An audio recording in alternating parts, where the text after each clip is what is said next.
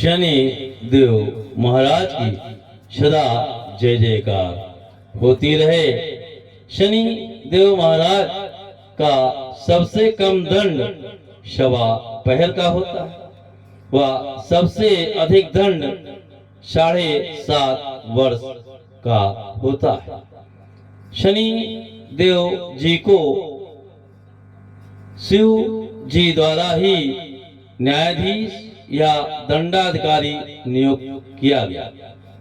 शिव जी ने शनिदेव को इसलिए न्यायाधीश या दंडाधिकारी नियुक्त किया क्योंकि शिव जी शनिदेव के बारे में जानते थे कि दंड देने के मामले में शनिदेव न कभी किसी से डरेगा, न ही कोई पक्षपात करेगा।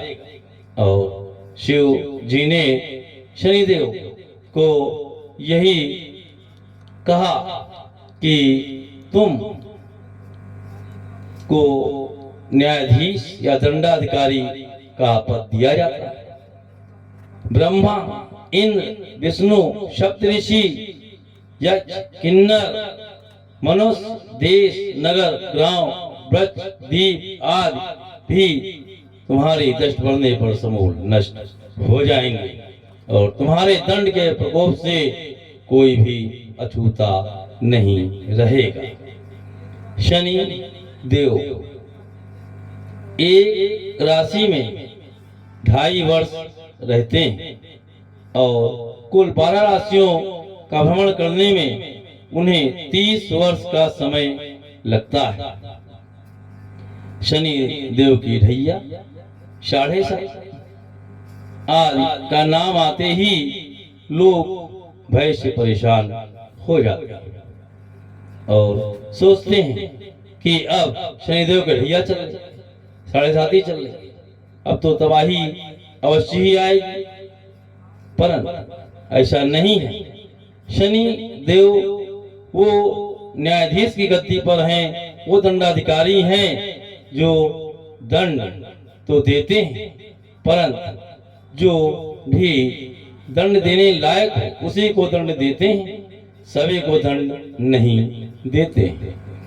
जो भी व्यक्ति सत्य व धर्म के मार्ग पर चलता है और सामाजिक कार्यों में रहता है, धार्मिक कार्यों में रहता है, गरीब निर्धनों आदि की सहायता में रहता है, शनिदेव उसे दंड नहीं देते हैं। और उसे यहाँ तक है शनिदेव चाहें तो जो भी अच्छे कार्य करते हैं, जो भी गलत कार्यों से दूर रहते हैं, उन्हें वो रंक से राजा भी बना देते हैं। परंतु यदि राजा भी गलत कार्य करे, वो असत्यवाद के मार्ग पर चले और हमेशा झूठ, गलत, मांस, मदिरा आदि में डूबा रहे, तो वो राजा को रंक भी बना देते हैं। शनिदेव दंड के बारे में कोई भी पक्षपात नहीं करते हैं। कोई भी वो शनिदेव के दंड विधान से नहीं बचा है। दंड देने के मामले में शनिदेव ने कभी किसी को नहीं छोड़ा। वो देवता हो, यक्ष हो, मनुष्य हो, कोई हो, शनिदेव के दंड विधान में यदि वो आ गया तो उसे दंड तो मिलना ही मिलना है। परंतु यदि कोई दंड विधान में नहीं है और ढैया 7.5 चल रही है तो उसको परेशान होने की कोई आवश्यकता नहीं रहती है, क्योंकि शनिदेव दंडाधिकारी है। वो दंड उसे ही देते हैं जो दंड देने लायक हो, तो दंड उसे ही दिया जाता है जो गलत कार्य करता हो, अधर्म से जुड़ा हो, अधर्म के कार्य करता हो, सत्य मार्ग में न चलता हो, मांस मदिरा में डूबा रहता हो, लाटरी सत्य जुए आदि में लगा रहता हो, तो शनिदेव का दंड अवश्य ही मिलता है। शनि देव का सबसे कम दंड विधान 1.25 का होता है और अधिक विधान जो है वो 7.5 वर्ष का होता है और उसको ही 7.5 कहा जाता है। क्या शनि की 7.5 चल रही है। शनिदेव का दंड विधान ऐसा कि वो जब दंड देने में आते हैं तो किसी को भी वो नहीं बख्शते हैं। वो चाहे देव हो, यक्ष, किन्नर, मनुष्य, देश, नगर, कच्छ, दीप आदि कोई हो। और यहाँ तक कि शनि जी ने स्वयं जिन्होंने उन्हें दंडाधिकारी नियुक्त किया और उनको ही शनिदेव ने अपने दंड विधान में ले लिया। इसका सीधा सा मतलब है कि शनिदेव जब दंड देने में आते हैं तो वो नहीं देखते कि दंड किसको दिया जा रहा है। एक प्रसंग में यही है कि शनिदेव जी ने स्वयं अपने को न्यायाधीश की या दंडाधिकारी की पदवी देने वाले अपने गुरु स्वयं शिव जी को भी नहीं छोड़ा और शिव जी को भी गज योनि में शवा पहर के लिए जाना पड़ा। प्रसंग है कि एक बार गणेश भगवान महाराज का जन्मोत्सव चल रहा था। सभी देवी देवता आ रहे थे। बड़ा ही अच्छा सुहाना वातावरण था और सभी गणेश जी को आकर के कोई न कोई आशीर्वाद देते। परंतु गणेश जी की नजर एक तरफ पड़ी। उन्होंने देखा शनिदेव खड़े हुए हैं और वो ना आगे आ गया। तब उन्होंने अपने पिताजी शिव जी से कहा, देखिए पिताजी, शनिदेव वहाँ खड़े हैं और सभी देवता आकर के मुझे आशीर्वाद दे रहे हैं, पर शनिदेव जी नहीं आ रहे हैं। तब शिव जी ने कहा, ठीक है देखते। शिव जी शनिदेव जी के पास पहुँचे और कहा, शनिदेव कैसे हो और तुम गणेश जी को कोई आशीर्वाद भी नहीं दे रहे हो, ना ही वहाँ आए, यहीं पे खड़े हो। तब शनिदेव ने कहा, भगवान मैं इसलिए वहाँ नहीं आया कि कहीं मेरी वक्त दृष्टि आप पर ना पड़ जाए। शिव जी ने कहा, ऐसा तुम्हारी वक्त दृष्टि और मुझ पर क्यों? शनिदेव ने कहा, गुरुवर कोई बात नहीं है। अच्छा इस वक्त आप का उत्सव चल रहा है और मैं चलता हूँ, मैं प्रातः काल आऊंगा। और शनिदेव वहां से चले गए। शिव जी थोड़ा असमंजस में पड़ गए, परंतु ये तो कहने को शिव जी तो सब कुछ जानते ही थे। तो थोड़ा आगे बढ़े। नारद जी देख रहे थे। नारद जी ने पूछा, भगवान क्या है? तब उन्होंने तो शनिदेव ने कहा कि उसने ये ऐसा कहा। तो नारद जी ने कहा, भगवान अगर शनिदेव ने कहा है कि वो आएगा तो अवश्य आएगा। तो आप जानते हैं कि शनिदेव आएगा तो कुछ ना कुछ तो गड़बड़ करेगा ही, क्योंकि शनिदेव का आना ही मतलब है कुछ ना कुछ गड़बड़ करना। तो शिव जी ने कहा, मेरी तो समझ में नहीं आता। नारद जी ने कहा, भगवान आप बड़े भोले भाले, जो भी आपको थोड़ा खुश कर दे आप उसे धड़ से वरदान दे देते। आपने भस्मासुर को वरदान दिया तो आप ही की तरफ दौड़ा और आप ही ने शनिदेव को ये वरदान दिया है।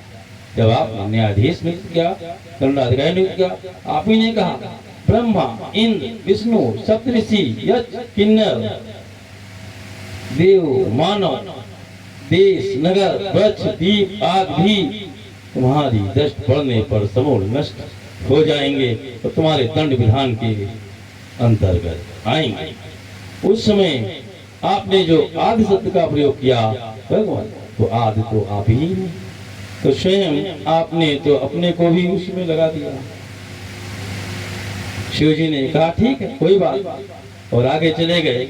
कार्यक्रम जन्मोत्सव का खत्म हुआ और प्रातः काल शिव जी जल्द से उठकर सोचा कि ऐसा है, शनिदेव ने कहा है तो आएगा तो है ही, चलो ना हम कहीं तब तक बाहर घूम आते हैं, और शनिदेव आएगा तो देखेंगे क्या करेगा हमारा। और शिव जी बाहर जाने लगे।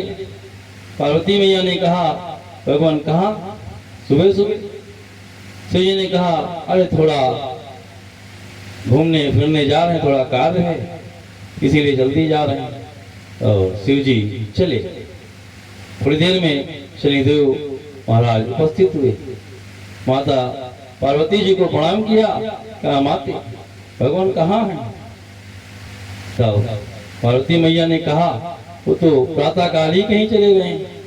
तो कह गए कोई कार्य जा रहा हूँ। तो शनिदेव ने कहा कि माता मैंने तो भगवान से कहा था कि कल हम आएंगे, और वो चले गए। ठीक है कोई बात नहीं, मैं यहीं बैठता हूँ।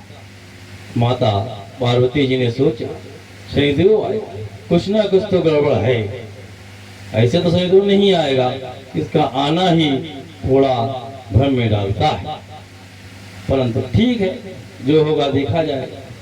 उधर शिव जी जंगल की तरफ बढ़े और कहा हो सकता है यहाँ हमको शनिदेव न देख। और तभी उनके मन में आया कि ऐसा मैं क्यों ना हाथी बन जाऊं, और यदि हाथी बन जाता हूं तो मुझे वो पहचान ही नहीं पाएगा।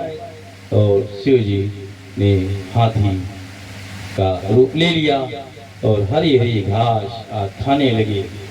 और उसके बाद जब सवा पहर का समय बीता तो शिव जी ने सोचा चलो अब चलते हैं, अब तो समय हो गया है, अब तो कुछ भी हमारा शनिदेव नहीं कर पाएगा। और शिव जी पुनः अपने रूप में आ गए और घर की ओर चलने लगे। घर पहुंचे, देखा शनिदेव बैठा। देखा तुम बैठे होगे। और तब शनिदेव ने कहा भगवान मैंने तो आपसे कहा था हम आएंगे, और आप तो चले गए। तब शिव जी ने कहा कि अरे तुमने कहा था इसीलिए तो मैं सुबह सुबह चला गया कि तुम्हारी कहीं वक्त दृष्टि मुझ पर न पड़ जाए, क्योंकि तुम्हारी दृष्टि पड़ने का मतलब ही है कुछ ना कुछ गड़बड़ है। तब बोले बाबा से शनिदेव ने कहा भगवान ये बताएं आप कहाँ गए थे, क्या किया आप, और हमको सत्य सत्य अवश्य आप बताएं। तब शिव जी ने बोले बाबा ने कहा कि अरे मैं तो वहां गया ऐसा ऐसा किया। तब शनिदेव महाराज ने कहा भगवान आप गज यौन में जाना हमारे ही कारण पड़ा, क्योंकि आपके दंड विधान के अनुसार जो भी गलत करेगा उसे दंड का अवश्य ही भाजन करना पड़ेगा। और आपको भगवान सवा पहर का दंड विधान लिखा था, और हाथी रूप में गजोन में आपको जाना पड़ा, क्योंकि आपने अपने ससुर राजा दक्ष का यज्ञ विध्वंस किया था, इसीलिए आपको उस दंड विधान में आना पड़ा। इस प्रसंग से यही साबित होता है कि शनिदेव महाराज दंड देने के मामले में कभी भी कोई पक्षपात नहीं करते।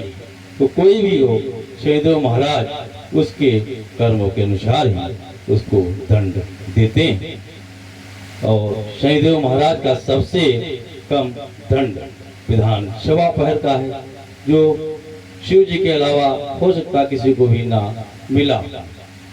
और शनिदेव की ढैया साढ़े सात का नाम सुनते ही लोगों के अंदर बेचैनी हो जाती है, परेशानी आ जाती है, अब क्या होगा अब क्या होगा अब क्या होगा, क्योंकि शनिदेव तो दंड देगा ही देगा।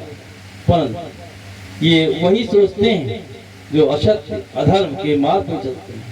कोई धार्मिक उत्सव में भाग नहीं लेते, कोई धर्म का कार्य नहीं करते, मांस मदिरा में डूबे रहते हैं, कोई गरीबों की सहायता तक नहीं करते और अपने अहंकार में डूबे रहते हैं। उन्हें ही शनिदेव के दंड विधान में आना पड़ता है और उन्हें ही डरने की आवश्यकता है। बाकी शनिदेव महाराज इस पर खुश हो जाते हैं और खुश उसी पर होते हैं तो सत्य व धर्म के मार्ग पर चलता है और मांस मदिरा से दूर रहता है, उसे तो शनिदेव महाराज की कृपा मिलती है, उसे दंड नहीं मिलता। उसे शनिदेव महाराज चाहें तो सब कुछ दे देते हैं। ये तो शनिदेव के शरण में जाने पर बहुत ही जल्द ही शनिदेव महाराज प्रसन्न हो जाते। कहा गया कि जो भी हनुमान जी का भक्त होता है शनिदेव उसे बहुत कम ही दंड देते हैं। उसका कारण यही है कि जो भी हनुमान जी का भक्त होता है वो सत्य व धर्म के मार्ग पर चलता है। जो सच्चा भक्त होता है, अनन्य भक्त होता है, वो मांस मदिरा आदि से दूर रहता है, हमेशा सत्य धर्म के मार्ग पर चलता है और वो गरीबों निर्धनों की सहायता करता है और हमेशा कुछ ना कुछ धर्म के लिए करता ही रहता है। तो शनिदेव महाराज तो उसके दंड देंगे ही नहीं और उस पर प्रसन्न ही होंगे। शनिदेव महाराज सिर्फ क्रोध उसी पे करते हैं जो गलत रास्ते पे चलता है और हमेशा खुश भी होते हैं जो सत्य व धर्म के मार्ग पर चलता है। यदि आपके पास धन है, दौलत है, सब है, न कभी अहंकार करें, न ही अपना उस धन का गलत कार्य में प्रयोग करें। यदि आप उस धन का प्रयोग अच्छे कार्यों में करते हैं, सामाजिक कार्यों में, धार्मिक कार्यों में, निर्धनों की गरीबों की सहायता करते हैं, सब धर्म के मार्ग पर चलते हैं, मां से दूर रहते हैं, तो आपको और भी धनवान बना देते हैं। एक प्रसंग और कि शनिदेव की लोग अधिकांशतः ज्यादा पूजा करने लगे। इस पर शनिदेव ने सोचा कि लोग डर के मारे ऐसा करते हैं, परंतु उन्हें तो डरने की कोई जरूरत ही नहीं।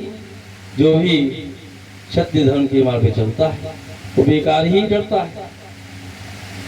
और एक दिन शनिदेव महाराज जा रहे थे, सामने से माता लक्ष्मी जी आ रही थी और दोनों आमने सामने आए। शनिदेव जी ने प्रणाम किया, कहा माता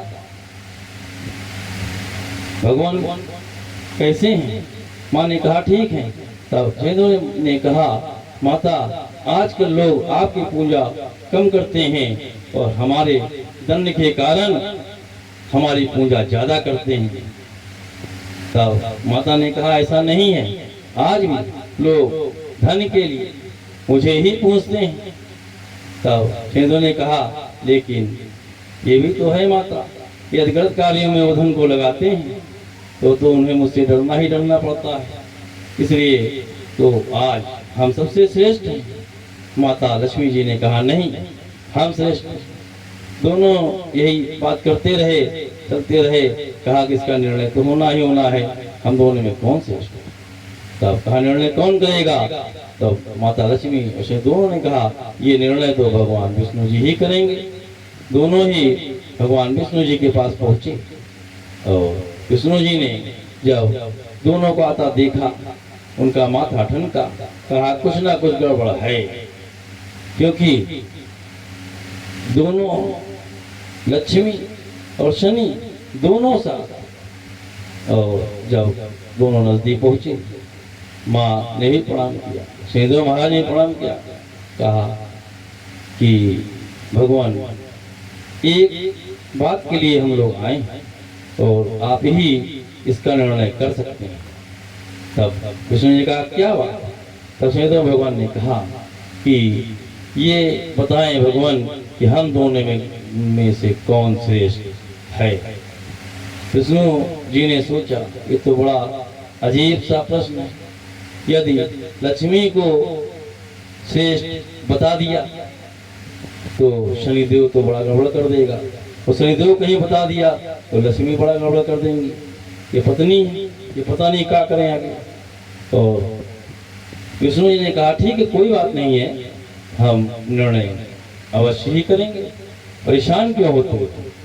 वो देखो सामने एक पेड़ लगा, उसको छू करके आओ, उसके बाद ही हम कोई निर्णय करेंगे। तब दोनों ने कहा ठीक है भगवान, और दोनों ही उस पेड़ की तरफ चल दिए। लक्ष्मी जी लंबे लंबे पैर रखती हुई उस पेड़ की तरफ बढ़ने लगी परंतु शनिदेव की चाल बहुत ही धीमी है, बहुत ही धीमे धीमे तक रखते हुए वो चल रहे थे। लक्ष्मी जी पेड़ को छू करके वापस आ रही थी और तब शनिदेव महाराज उस दूरी पर पहुंचे जहां माँ लक्ष्मी जी मैया वापस आ गई। तुरंत ही शनिदेव रुक का भगवान, जब तक मैं वापस ना आ जाऊं कोई अपना निर्णय मत सुनाइएगा। कृष्ण जी ने कहा परेशान ना हो, निर्णय में सुनाता हूं, दोनों लोग धीरे धीरे जिस दिशा में हो बढ़ते रहो। तब दोनों बढ़ने लगे। तब विष्णु जी ने कहा कि लक्ष्मी आती हुई अच्छी लगती है इसलिए श्रेष्ठ है, और शनिदेव तुम जाते हुए अच्छे लगते हो इसलिए तुम श्रेष्ठ हो। अपनी अपनी जगह दोनों ही श्रेष्ठ हो, न कोई कम है न कोई ज्यादा। इसका सीधा सा एक आशय है कि जब मनुष्य के जीवन में लक्ष्मी आती है तो उसे बड़ी प्रसन्नता होती है, बड़ा आनंद आता है, बड़ा सुख मिलता है। और जब शनिदेव उसके पास आता है वो परेशान हो जाता है और भय से वो बहुत ही दुखी हो जाता है। अब क्या होगा, अब क्या होगा। इसका सीधा सा यही मतलब है कि मनुष्य के जीवन में या किसी के जीवन में लक्ष्मी का आना शुभ होता है और शनिदेव का जाना शुभ होता है। जितना शनिदेव मनुष्य से दूर रहते हैं वो इतना खुश रहता है, जितनी लक्ष्मी नजदीक आती है उतना वो प्रसन्न रहता है। इसी के साथ सेवक माते श्री महाकाली सिद्धि के दरबार की सदा जय जयकार होती रहे। तो सभी भक्तों को सिद्धि दरबार की तरफ से बहुत बहुत हार्दिक शुभकामनाएं। वह उनके जीवन में हमेशा शनिदेव महाराज की कृपा बनी रहे। और ये अवश्य ध्यान रखें, शनिदेव से डरने की कोई जरूरत नहीं है। डरना है आपको तो गलत कार्यों से डरें, मत करें। धर्म और सत्य के मार्ग पे चलें, अधर्म और सत्य के मार्ग पे न चलें और मांस मदिरा से दूर रहें। आपको शनिदेव का दंड नहीं, आप शनिदेव की विशेष कृपा अवश्य प्राप्त होगी। शनिदेव महाराज सा जय जयकार होती रहे। ओम नमो भगवते शनिश्चराय सूर्यपुत्राय नमः। ओम शम शनिश्चराय नमः। अल्प मृत्यु वो मरे जो चले अधर्म व सत्य के मार्ग, और भक्त ना हो महाकाली महाकाल। अकाल मौत उसका क्या करे जो चले धर्म व सत्य के मार्ग, और भक्त हो महाकाली महाकाल। जय महाकाली, जय महाकाल।